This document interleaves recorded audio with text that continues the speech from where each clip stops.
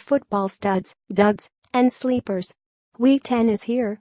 It's time to set your fantasy lineups while also starting to cast an eye on the future, whether that's looking at next year, if you're in a keeper league, or focusing on a playoff run this year.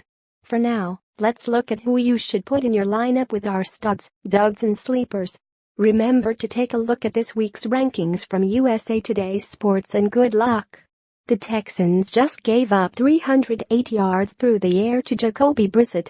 Goff should air it out this week. Remember, the Texans are a top 10 run defense, as he did against the Giants, and with some success.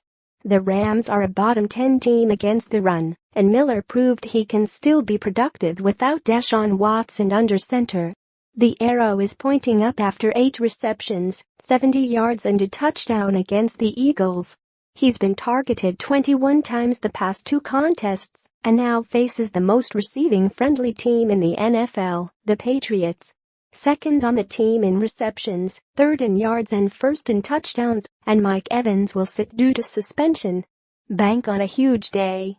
A week after struggling against the Seattle Seahawks, he gets to face Minnesota's super tough pass D.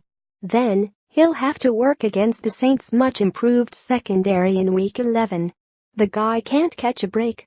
I'm illustrating a point here. There are a lot of running back mouths to feed in New England, and they'll all face Broncos. White might be flex-worthy in PPR leagues as a check-down option, but the yardage might not be there. We know how tough the Steelers' passing defense can be, so don't expect another 175-yard day. I'm also nervous after that game followed 3 subpar contests for the vet.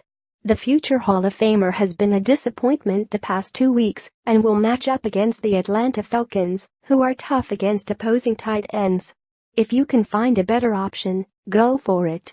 Tennessee can be thrown on, and Dalton's struggles last week were due to Jacksonville's stud-filled secondary and A.J. Green getting ejected.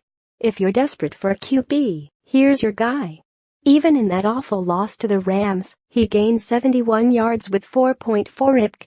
Now he'll get to feast on the Niners' terrible run defense and could get a ton of carries like Adrian Peterson did in Week 9. 3 straight games with a touchdown, and I'll put my money on a 4th with the matchup against the hapless Bucs. Here's your deep sleeper of the week, the guy starting against the Giants, who have allowed 9 touchdowns to opposing tests. Intriguing, isn't it?